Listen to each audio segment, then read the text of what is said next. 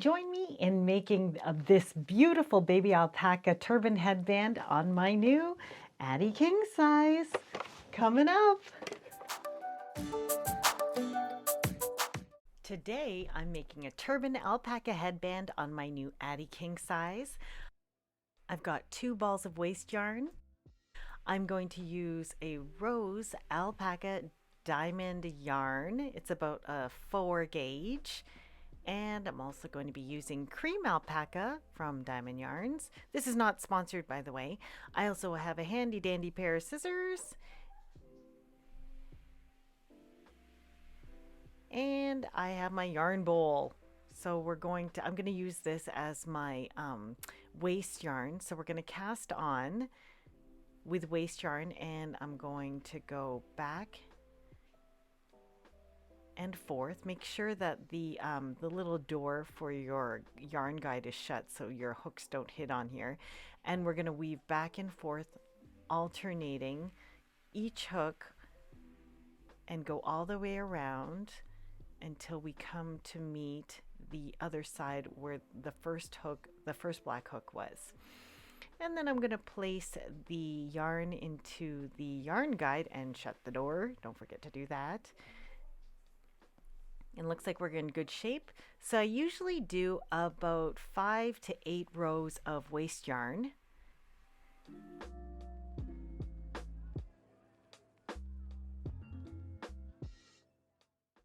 Just make sure that your stitches are not skipping. You can usually tell once it comes around if any of them are skipping. And it looks good. So now we're going to keep going, and as I'm approaching the last round,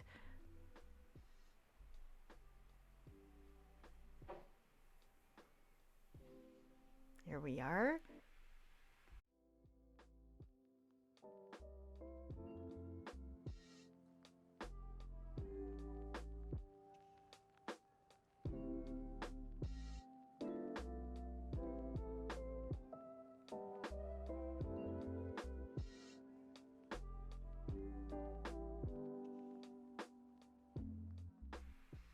I will open the guide door for the yarn and get my scissors. We'll cut the yarn and lay it in the center.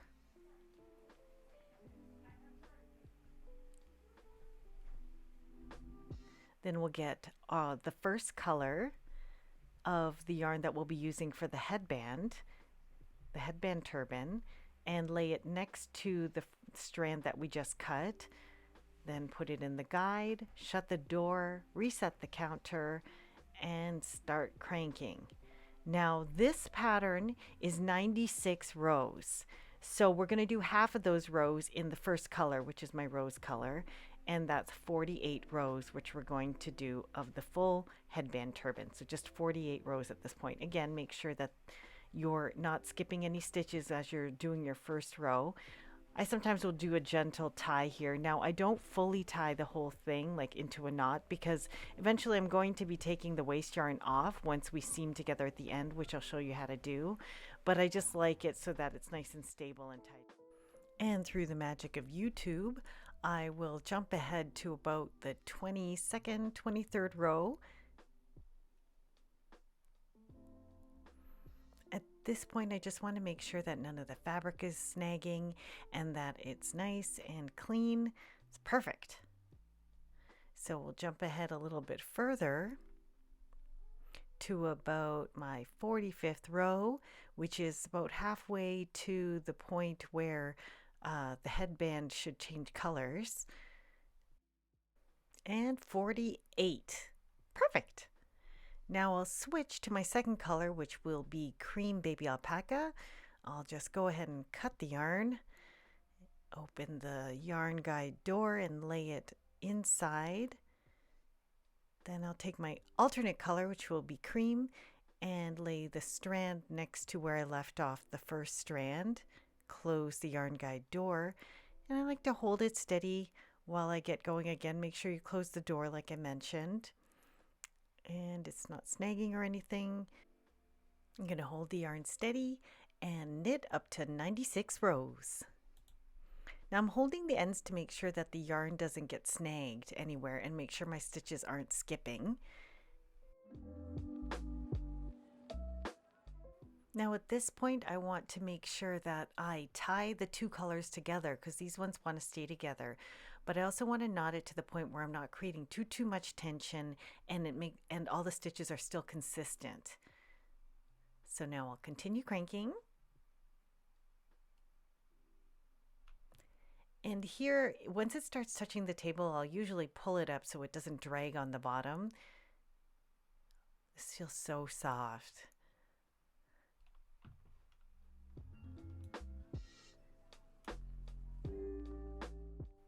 I'll speed up the process a little bit, and as you'll see, I fold the piece up so it doesn't drag on the bottom of the table while I'm making the headband.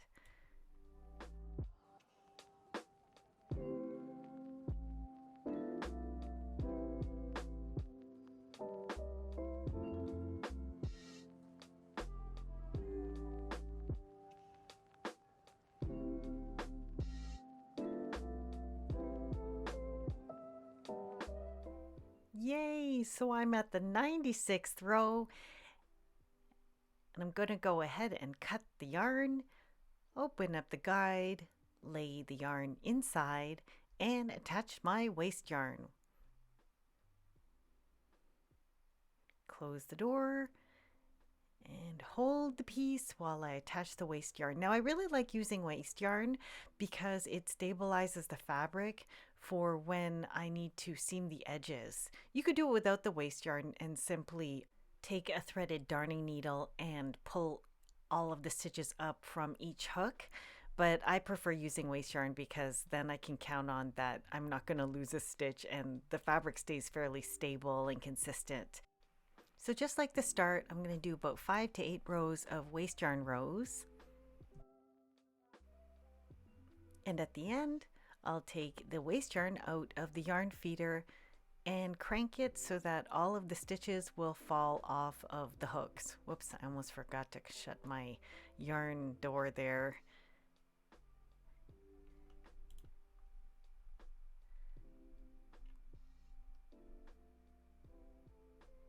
Great! Now we'll just move the Addi to the side and seam up the edges.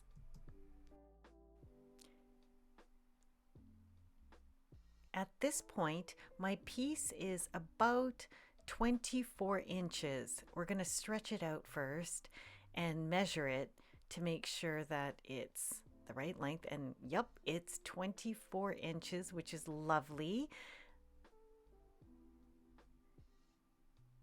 At the end, we're going to be folding the edges too, and it'll take just a smidge of length away, but I mean 24 inches is perfect because this is a nice, beautifully stretchy fabric. Now we'll find the edge row and make sure it's not twisted. So I'll untie where I've tied the waste yarn to the project, and this side doesn't look like I tied it, so that's great. And then I'll look at the row that's attached to the edge yarn, and I'll make sure that that row, that column of knit, is not twisting so that when I seam it together, it's all perfectly laying flat and aligned with all the stitches. Now I'm going to seam up the edges. For those of you who like to count stitches like me, there are 46 stitches, which is the same number of hooks that there are on the king size Addi. So halfway across is 23 rows. So to begin seaming our edge together, we're going to count across 23. There we go, 23. And then we'll go across to the 24th row and pull it through the 23rd row. And we'll continue this all the way across, pulling each stitch across to the other side until the entire seam is completed. Now you can tell where the stitch is because it's the colored row above the waste yarn, and it's where the row splits. We are going to work our way across, and I will meet you on the other end. Now, for those of you who are curious, I'm using a F size hook, which is about 3.5 millimeters. And I'm making my way through the last few stitches, and on the very last one, I'm going to pull through the loose end. Now we're going to unravel the waste yarn. Now if you are on the side where it doesn't unravel immediately, then all you have to do is take the strand of waste yarn and figure out where it moves back and forth, then pull out the top row all the way across. So to do that, just kind of give the loose end a pull and then see where the yarn moves, then pull it out of the top loop of the knit row. Once you get this top strand taken out, it is a piece of cake to unravel. You'll see. So I'll just take this last strand out of the top.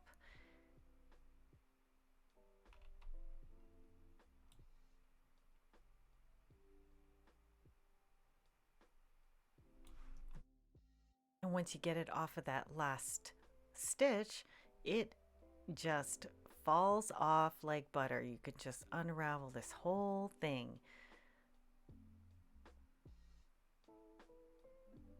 Quick and easy.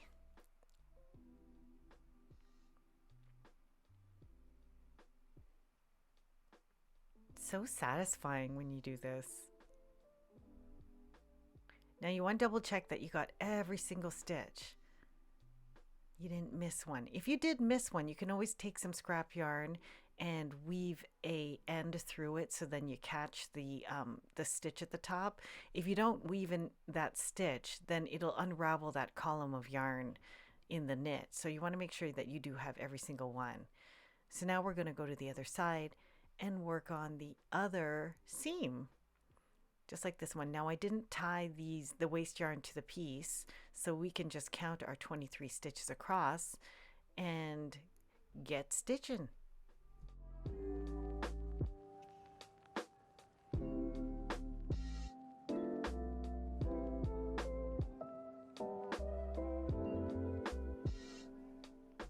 And I will meet you on the other side. Here we are at the other edge of the seam. Yay! So we're just going to pick up the last few stitches, and then we're going to pull through that last loose piece of yarn.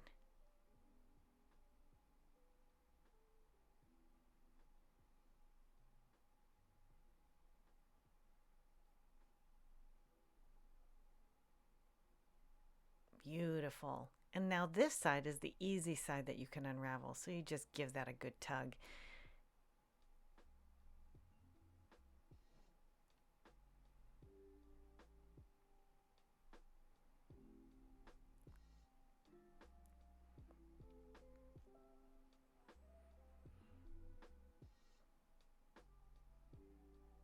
Clickety click. All done. Double check to make sure every single stitch got in there and is all seamed up. Beautiful. All done.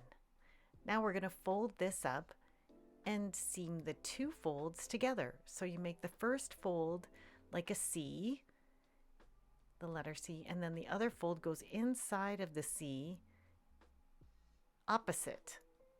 So it's like two C hamburgers. Maybe it's a cheeseburger.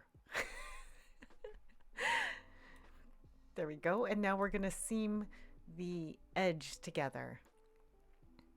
So take your yarn, probably choose one of the two colors that you used. And I like to run it back and forth if it's not already attached to the piece. Now, if I thought far enough ahead, I would have made one of the edges of the ends long enough so that I could use it as the seam yarn for sewing these two together, but I forgot. So I'm going to take a piece of scrap yarn and sew it into the edge to bind the edge together. Basically, you just go back and forth along the edge and make sure every row is in each pass of your stitch. So I always make sure that each row gets in there for each layer of the knit. There we go. And that my stitches are nice and even. And I'm going to work my way across this beautiful seam. Make sure that there's no weird puckering.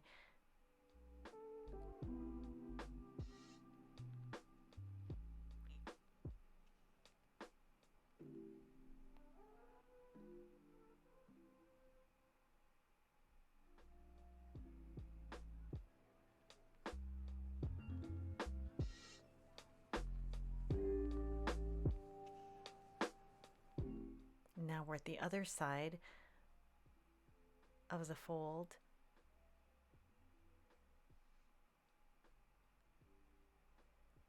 And then I'm going to weave in my ends back and forth. I always like to make sure it's secure, because if you end up selling one of these pieces, you don't want any sort of returns, because they're worried that there are loose ends hanging out. And of course, you weave in all of your ends like a professional.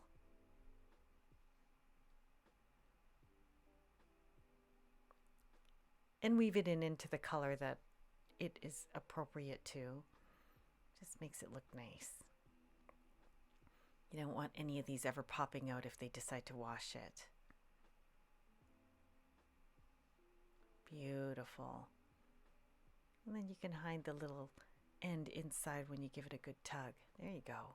Now we're going to flip it so that the folded seam is hidden. And there is our luscious turban baby alpaca headband. Evenly knitted all the way throughout with a beautiful seam and color change. Lovely. Friends, I hope you enjoyed this tutorial. Hit the like button and don't forget to subscribe for more tutorials just like this one. Have a healthy, safe, and happy handmaking life, and I'll see y'all soon.